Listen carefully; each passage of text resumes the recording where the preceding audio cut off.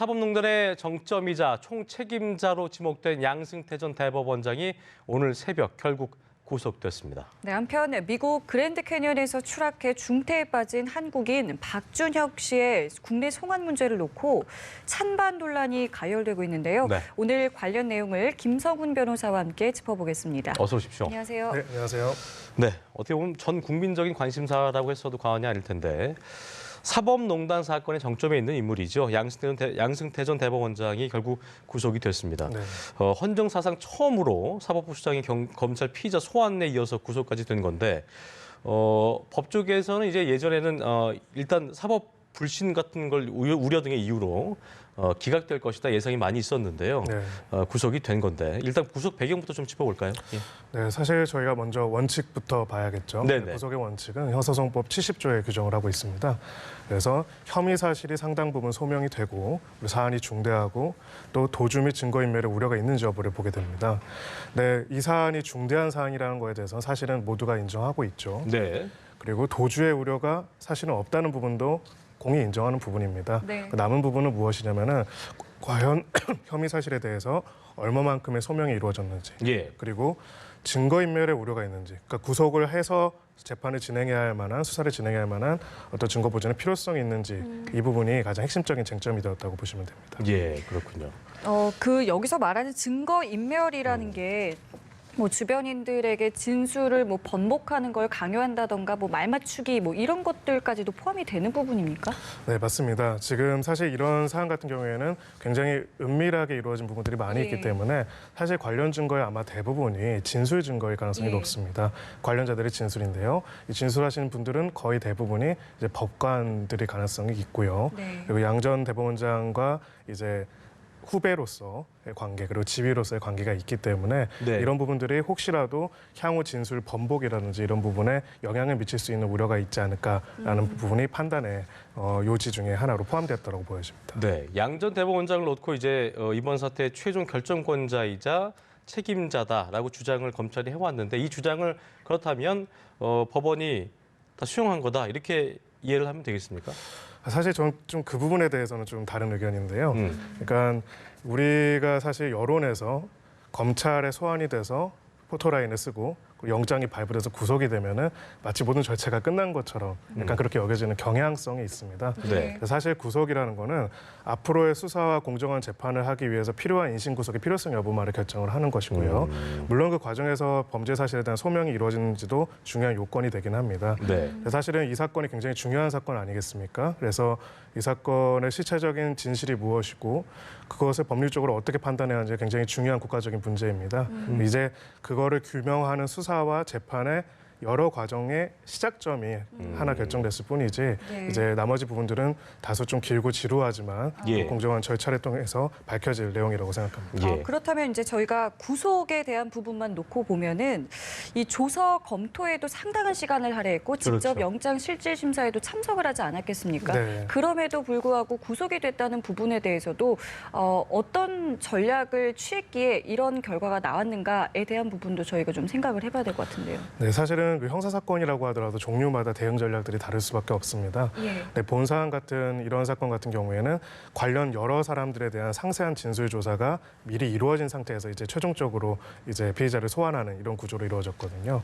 그렇기 때문에 이 진술에 대해서 예를 들어서 기억이 안 난다거나 부인하는 내용들이 많이 이제 이루어졌는데요. 적극적으로 그 진술에 대해서 반대되는 진술, 객관적인 사실, 혹은 녹음이나 녹취 같은 증명을 하기는 어려운 부분들이 있었습니다. 예. 그래서 그리고 또 혐의 사실이 인정이 된다면은 단장 이제 구속을 면하는 것이 중요한 것이 아니라 굉장히 큰 중형이 선고될 수도 있는 사안이 있기 때문에 예. 피고인으로서는 좀 불가피한 피의자로서는 불가피한 전략을 선택한 것이 아닌가 그렇게 생각합니다. 예. 한편 그 법원이 지난달에 이어서 박병대 전 법원 행정처장에 대해서는 영장을 기각을 했는데 기각 사유가 이제 범죄 혐의 소명이 충분하지 않고 추가 피의자실 일부가 범죄 성립 여부에 의문이 있다는 것이었습니다. 네. 두 사람 간에 저희가 이제 이 구속영장 심사가 있기 전에 두 사람 간의 범죄 혐의의 어떤 연관성이 있다는 분석이 많았기 때문에 네. 뭐 같이 되든가 안 네. 되든가에 대한 그 그 판단도 그 예상도 있었는데 이 부분은 어떻게 좀 저희가 해석을 해야 될까요? 네, 사실 우리가 소위 말하는 사법농단이라고 불러지는 그 범죄 사실들이 예. 이제 수십 개가 될 수가 있습니다.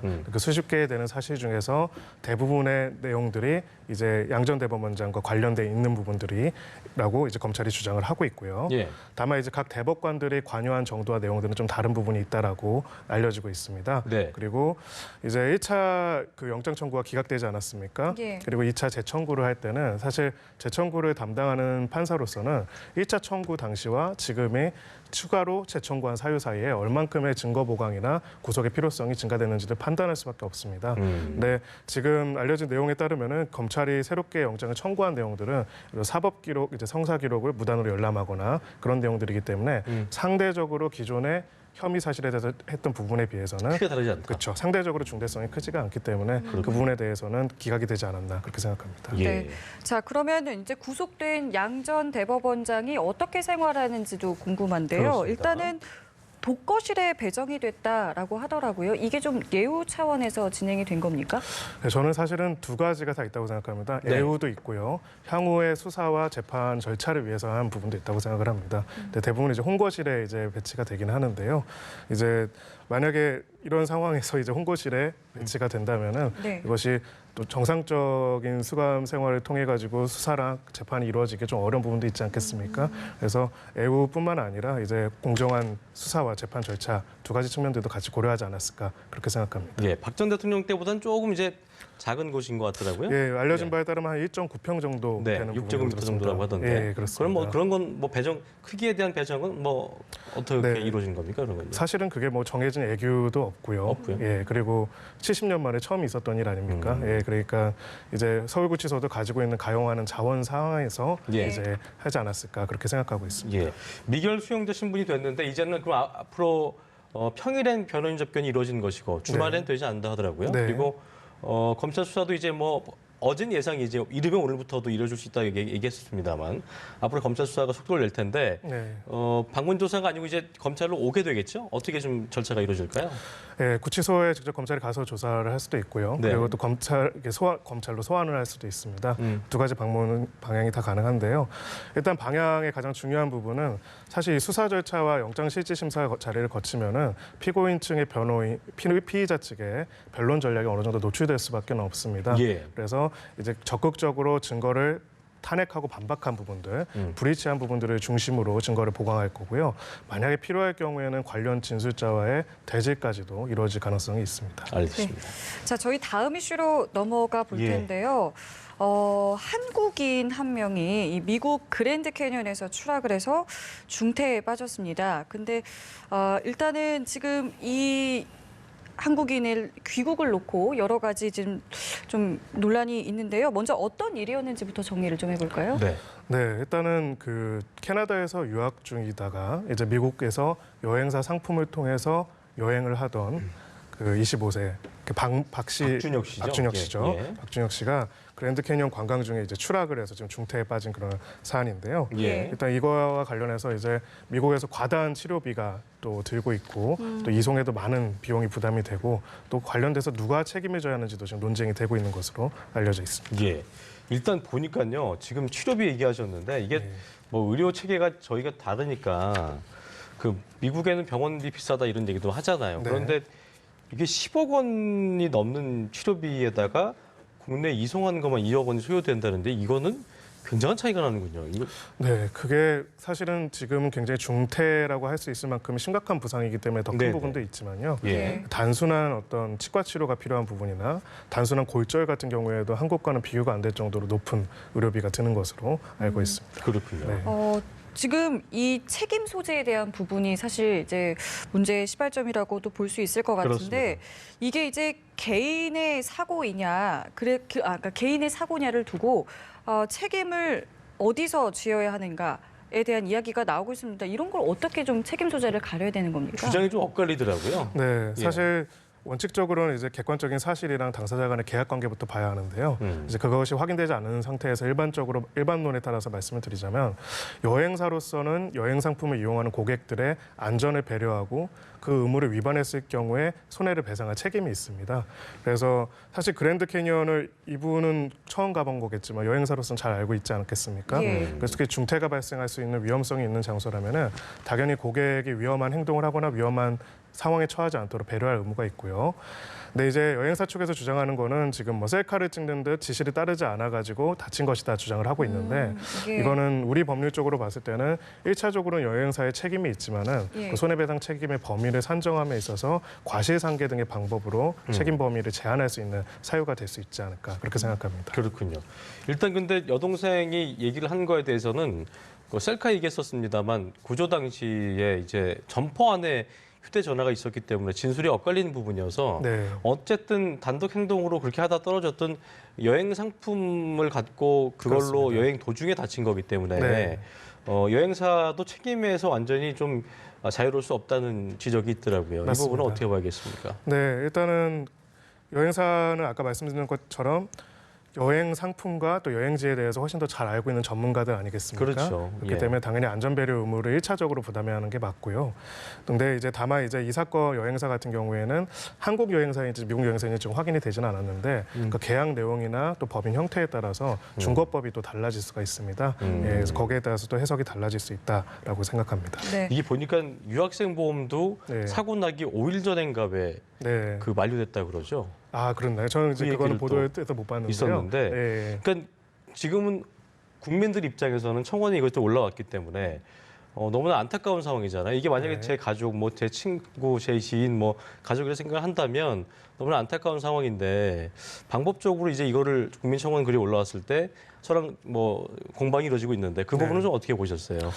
네, 사실은 이제 이 비용 부분에 대해서 국가가 얼마 정도 책임을 져야 하는가 이런 요청들이 있었고 그렇죠. 또 논란도 있습니다. 예. 그래서 지금 시행되고 있는 법률은 아니지만은 2018년 12월 27일에 새로운 법이 하나 통과가 됐고요. 예. 그리고 15일 올해 이번 달 15일에 반포가 됐고 공포가 됐고 예. 2021년에 시행될 예정인 법률 중에는 재해동포 보호를 위한 영사조력법이라는 법률이 있습니다. 아, 예. 예, 해당 법률에 따르면은 이제 재해 국민들이 해외에서 사고를 당했을 경우에 어떻게 영사조력을 받을 수 있는지, 그 영사조력의 중고와 기준은 어떻게 되는지 나와 있는데요. 지금 시행 중인 법률은 아니지만은 사실은 국가가 국민의 영사조력을 하는 범위에 대해서 이름 정해놓은 거기 때문에 예. 이 사건에서도 기준으로서 생각해 볼 수 있다고 생각합니다. 아. 예. 근데 이런 자연재해가 아니라 이런 일반적인 사고인 경우에도 예. 이 법상 사고에 해당은 되고요. 다만 이 법 제10조 3항에서는 그 국가가 영사조력을 하고 비용을 하는 부분은 보충적이어야 한다는 내용이 나와 있습니다. 예. 그러니까 당사자가 그걸 할 수 없는 경우에 필요한 경우에 해야 하고 또 같은 조항의 사항에서는 그러한 경우에도 국내에서 발생한 사안보다 더 우월적으로 보호해 줄 수는 없다라는 조항이 있습니다. 그러니까 같은 사고가 국내에서 발생했을 때 치료비가 들었다는 경우에 국가가 책임을 져야 하느냐 이 부분에 따라서 결론이 달라질 것이라고 봅니다. 근데 이제 그게 국내가 아니고 외국이니까 네. 그러니까 우리가 치료비는 차치하고 네, 넘어오는 비용만 그게 또 억대로 드니까 그렇습니다. 예. 그 부분은 어떻게 해결을 해야 될까요? 그 사실 아마 일반적인 항공편을 이용할 수 없는 지금 상태이기 때문에 그렇지 않을까 싶습니다. 그래서 사실 영사조력의 범위는 이 법률이 당연히 있을 것 같았는데 한 달도 제정된 지 안 됐다고 말씀드리지 않았습니까? 예. 그만큼 이제 국가가 재해국민을 보호할 의무에 대해서 구체적인 형태와 방안에 대해서는 사실은 아직 준비가 안 되어 있는 부분들이 많이 있습니다. 세팅이 안 돼 있는 상태군요. 그렇죠. 예. 왜 이것을 2년 후에야 시행하게 되는가를 예. 보면은 사실 그 기본 계획을 수립하고 예산을 짜고 인력을 배치하는 내용들이 들어 있습니다. 예. 그런 부분들이 아직 전혀 준비되지 않은 부분도 있지 않을까 그렇게 생각합니다. 예, 알겠습니다. 저희 네. 오늘 두 가지 이슈 김성훈 변호사와 함께 짚어봤습니다. 예. 오늘 말씀 고맙습니다. 고맙습니다. 감사합니다.